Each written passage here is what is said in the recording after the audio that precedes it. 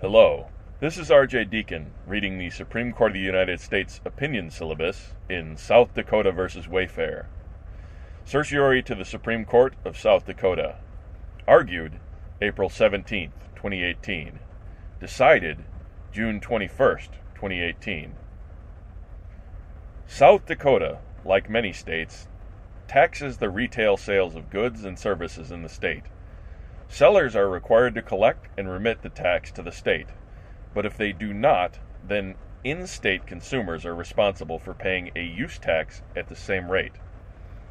Under National Bellis Hess Incorporated versus Department of Revenue of Illinois and Quill Corp versus North Dakota. South Dakota may not require a business that has no physical presence in the state to collect its sales tax. Consumer compliance rates are notoriously low. However, it is estimated that Bella Hess and Quill cause South Dakota to lose between $48 and $58 million annually. Concerned about the erosion of its sales tax base and corresponding loss of critical funding for state and local services, the South Dakota legislature enacted a law requiring out-of-state sellers to collect and remit sales tax as if the seller had a physical presence in the state.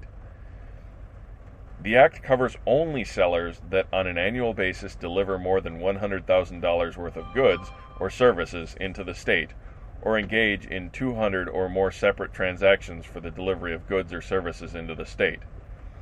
Respondents, top online retailers with no employees or real estate in South Dakota, each met the act's minimum sales or transaction requirement, but do not collect the state's sales tax. South Dakota filed suit in state court, seeking a declaration of the act's requirements are valid and applicable to respondents, and an injunction requiring respondents to register for licenses to collect and remit the sales tax. Respondents sought summary judgment, arguing that the act is unconstitutional. The trial court granted their motion. The state's Supreme Court affirmed on the ground that Quill is controlling precedent. Held. Because the physical presence rule of Quill is unsound and incorrect, Quill Corp versus North Dakota and National Bellis are overruled. An understanding of this court's Commerce Clause principles and their application to state taxes is instructive here. Two primary principles mark the boundaries of states' authority to regulate interstate commerce. State regulations may not discriminate against interstate commerce, and states may not impose undue burdens on interstate commerce. These principles guide the courts in adjudicating challenges to state law under the Commerce Clause. They also animate Commerce Clause precedents addressing the validity of state taxes, which will be sustained so long as they 1. Apply to an activity with substantial nexus within the taxing state, 2. Are fairly apportioned, 3. Do not discriminate against interstate commerce, and 4. Are fairly related to the services the state provides. See Complete Auto Transit versus Brady. Before Complete Auto, the court held in Bellis Hess that a seller whose only connection with customers in the state is by common carrier or mail lacked the requisite minimum contacts with the states required by Due Process Clause and the Commerce Clause, and that unless the retailer maintained a physical presence in the state lacked the power to require that retailer to collect a local tax. In Quill, the court overruled the due process holding, but not the Commerce Clause holding, grounding the physical presence rule in Complete Auto's requirement that a tax have a substantial nexus with the activity being taxed. The physical presence rule has long been criticized as giving out-of-state sellers an advantage. Each year, it becomes further removed from economic reality and results in significant revenue loss to the states. These critiques underscore that the rule, both as first formulated and as applied today, is an incorrect interpretation of the Commerce Clause. Quill is flawed on its own terms. First, the physical presence rule is not a necessary interpretation of Complete Auto's nexus requirement. That requirement is closely related, Bellis Hess, to the due process requirement that there be some definite link, some minimum connection between a state and the person, property, or transaction it seeks to tax. Miller Brothers Corporation versus Maryland. And, as Quill itself recognized, a business need not have a physical presence in the state to satisfy the demands of due process. When considering whether a state may levy a tax, due process and Commerce Clause standards, though not identical or coterminous, have significant parallels. The reasons given in Quill for rejecting the physical presence rule for due process purposes apply as well to the question whether physical presence is a requisite for an out-of-state seller's liability to remit sales taxes. Other aspects of the court's doctrine can better and more accurately address potential burdens on interstate commerce, whether or not Quill's physical presence rule is satisfied. Second, Quill creates, rather than resolves, market distortions. In effect, it is a judicially created tax shelter for businesses that limit their physical presence in a state but sell their goods and services to the state's consumers, something that has become easier and more prevalent as technology has advanced. The rule also produces an incentive to avoid physical presence in multiple states, affecting development that might be efficient or desirable. Third, Quill imposes the sort of arbitrary, formalistic distinction that the court's modern Commerce Clause precedents disavow in favor of a sensitive case-by-case analysis of purposes and effects. West Lynn Creamery Incorporated versus Healy. It treats economically identical actors differently for arbitrary reasons. For example, a business that maintains a few items of inventory in a small warehouse in a state is required to collect and remit tax on all of its sales in the state, while a seller with pervasive internet presence cannot be subject to the same tax for the sales of the same items.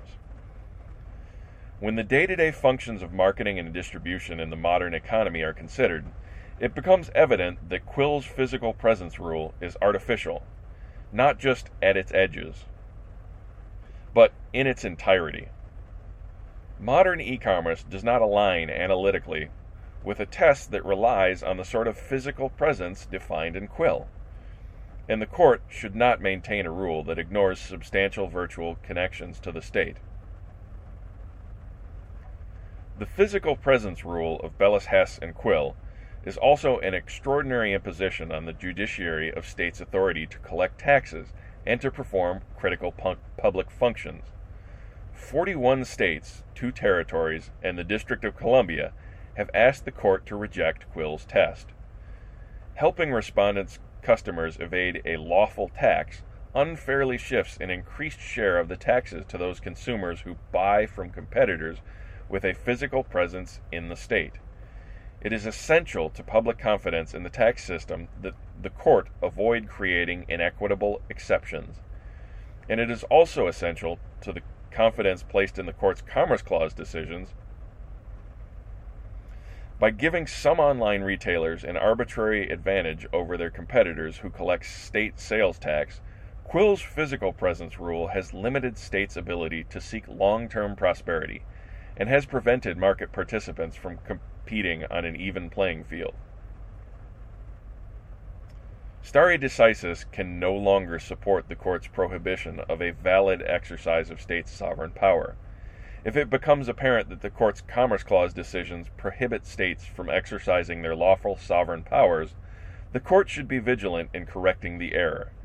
It is inconsistent with this court's proper role to ask Congress to address a false constitutional premise of this court's own creation. The Internet revolution has made Quill's original error all the more egregious and harmful. The Quill court did not have before it the present realities of the interstate marketplace, where the Internet's prevalence and power have changed the dynamics of the national economy.